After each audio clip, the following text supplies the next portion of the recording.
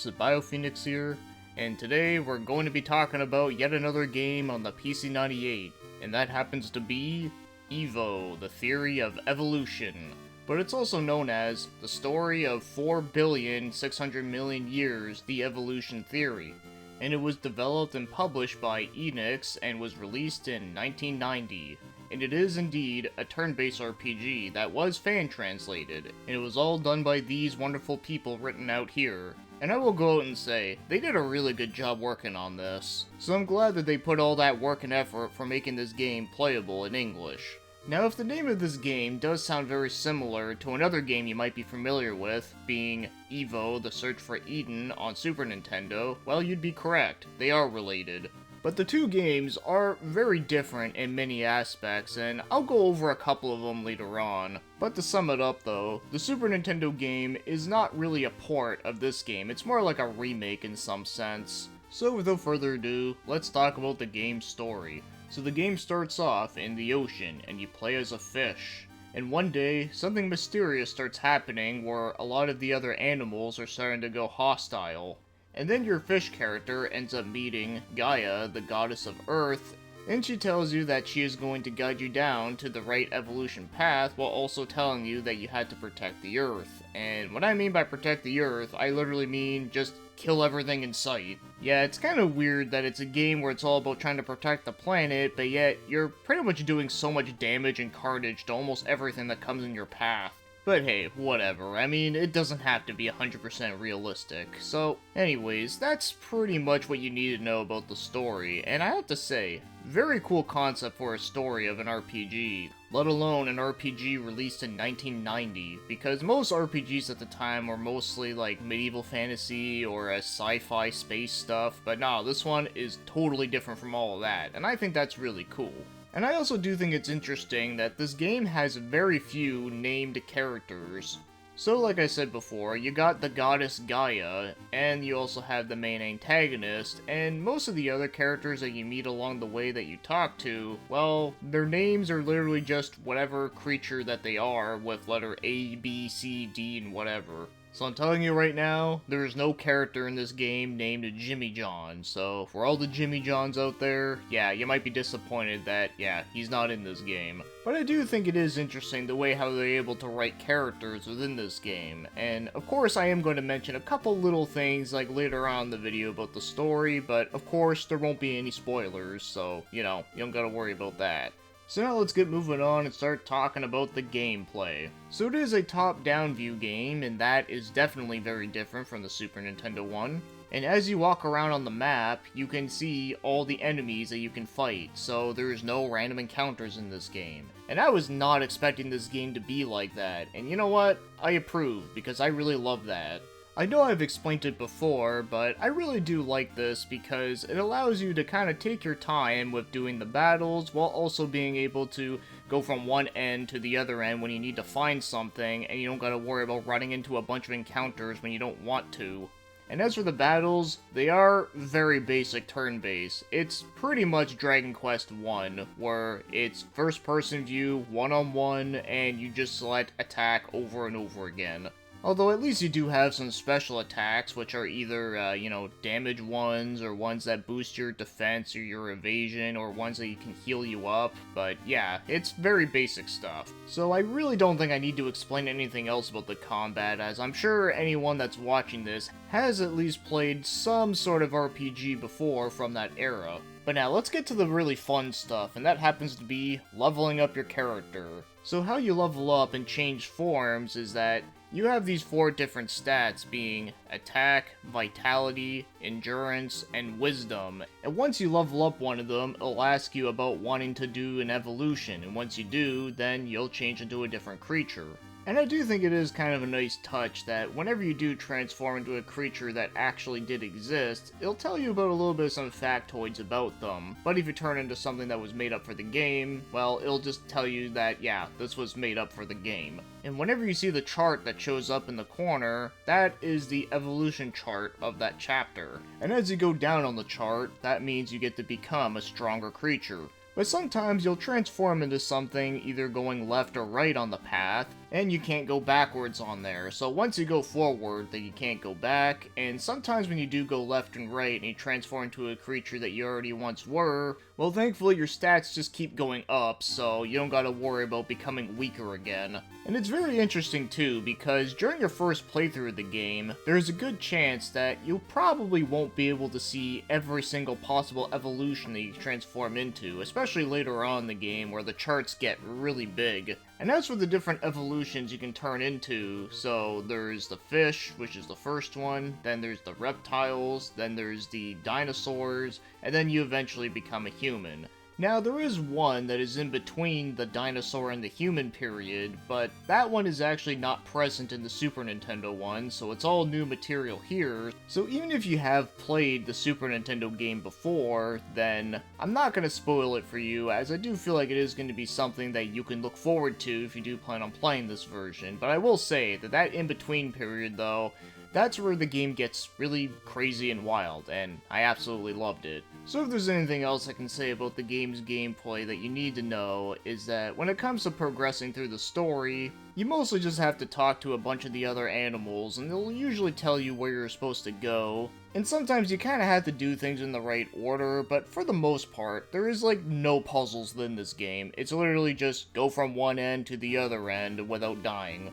And something else I should bring up too is that sometimes these random events will happen as you're wandering around, and usually it's either a thunderstorm or finding food or a volcano erupts, and usually these random events, well, obviously they're random. Well, sometimes you might take a little bit of damage, but usually it's never enough damage that will kill you. But when those things happen though, you gain a ton of EXP out of it, so it's actually not bad at all. In fact, you can probably level up a bunch just from walking around on the field and just waiting for these things to happen without actually fighting. And I should also mention too that the little pools of water that you see, you can actually go in those and you can gain some health out of them. So even if you do take a little bit of damage from a thunderstorm or a volcano eruption, then you'll be perfectly fine, and honestly, there's nothing to worry about. I can tell you this, I've never died from any of these things ever. The only time you could ever die from them is if you literally just got out of a fight with like barely any health. And speaking of dying, whenever you get a game over in this game, it doesn't take you that far back from where you died.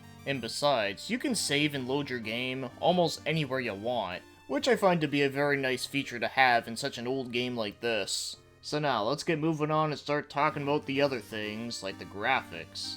And I think the graphics in this game are really nice for the system. Now, it may not be the most cutting-edge looking game for the system, but I do think it does have a lot of really nice aesthetics to it, and there's some pretty cool looking techniques. Probably my favorite technique they used was what they did with the backgrounds, where it makes the game look like it has a lot of layers to it. Like for an example, like you got this mountain scene where you're climbing up a mountain, and you look in the background there with the trees and the little lake there. It makes it seem like that there's a lot of in-depth layers going on, but in reality, it really isn't. It's just one flat area, but the way how they made it look is still really impressive looking, and of course, just like most other PC-98 games, I really do love the color palette. Everything is nice and bright, and nothing in the game looks boring. Well, maybe the battle screen I do think is a little bit plain, but at the same time, I do understand why it looks like this. I mean, there's a lot of RPGs that looked like this back then, so I'm not going to be too harsh on that. The sprite work is pretty decent, and I also really like the artwork for all the different animals that you can transform into, and all the cutscene graphics are a work of art, and I love it. But probably the biggest complaint I have with the graphics is that the map in the corner I don't find to be very useful. Like, it does show you where your main objective end goal is on the map, but it doesn't show where your character is, or really anything else, so I just don't find it to be very helpful at all. But otherwise, I don't have any other major complaints, so yeah, everything else about this game graphically I still think is really good looking. And now, as for the game's music, I like it quite a bit. So the first thing I have to get out of the way with the music was that it was composed by Koichi Sugiyama. For those that don't know, that is the guy that does all the Dragon Quest music. And there is a couple songs within this game that definitely does remind me of the early Dragon Quest games, which makes perfect sense, and yeah, I like it quite a bit. The world map theme in this game, I just really like it a lot. I just never get tired of it, and it does fit the game very well. And one of the other songs I really like a lot too is called The Coast. I find that one to be a very catchy one. But I should mention that there's not a lot of songs in the game, so because of that, you're gonna hear a lot of the same ones over and over again, and there's a couple that do play in specific parts of the game and you will never hear them again. But despite them playing over and over, I never got annoyed of them. And I should also mention too that the music in both the PC-98 and the SNES game, a lot of them sound the same, but of course they have different sound chips. And I really like both of them. There's a couple of songs that I do like the SNES one a little bit more, but this one is not much of a downgrade. So if you really like the music in that version, you'll probably would like it here. So yeah, overall, I'd say it's a very solid OST. Now, if you want to go out and buy yourself a copy of this game, well, good luck, because I couldn't find it anywhere. Not like I'm surprised, but you know, I figured I might as well look. But apparently this fan translation patch does work with original hardware for the very few people outside of Japan that actually own a PC-98. So now, as for my overall thoughts on this game, is that I actually kinda liked it. Yeah, I like this one. So without repeating myself here, I do want to mention a couple things I didn't mention earlier, like for an example, with the story, it may not have a lot of characters that are very memorable outside of the two that are actually named, but I gotta admit, the writing on certain parts are actually done quite well. I won't get into specifics, but there is some dialogue within this game that kinda does make you think, and it actually is a little bit depressing. And there's a couple parts here and there that are fairly amusing. So while the story itself isn't super unique, it does have its interesting charms with the concept that they're going on here, and I like it. And as again, I won't spoil anything, but I will say that the final boss in this game, it's a lot different than the Super Nintendo one, and I actually like it a lot better. In fact, I'd even say that it's much more badass and epic. Yeah, in fact, the whole final chapter of the game goes into a lot more higher stakes, which makes things more intense. At least for the true ending. There are other endings you can get in the game. In fact, there's even a joke ending, which I thought was pretty funny, but yeah, I'm really just talking about the true ending. It's the one that I really liked a lot. And as for the game's combat, like I said earlier, it is very, very basic.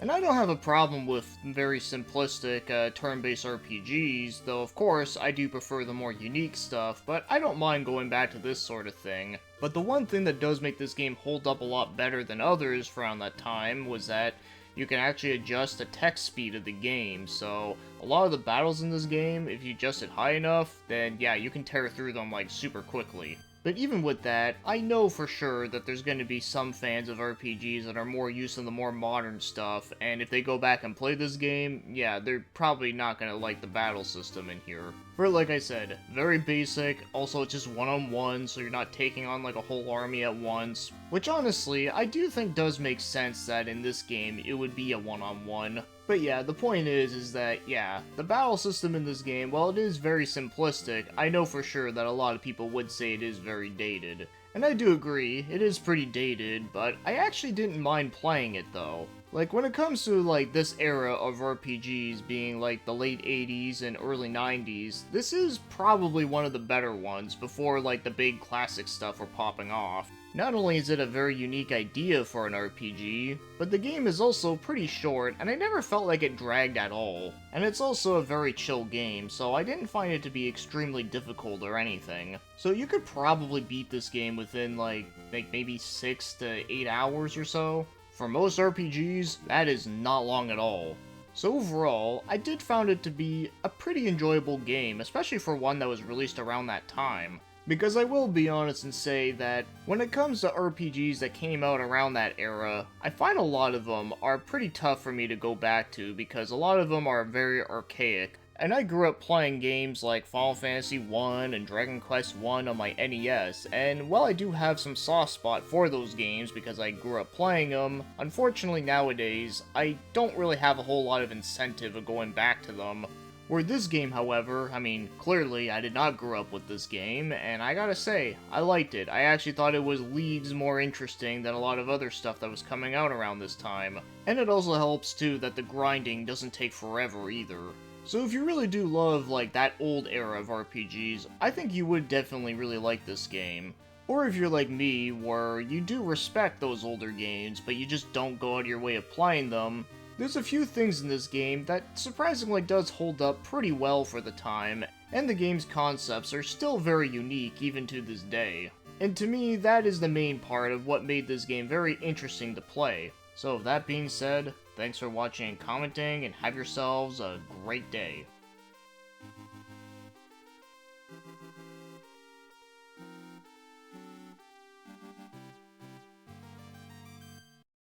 Bunger, bunger, bunger, bunger, bunger, bung, bung, bung.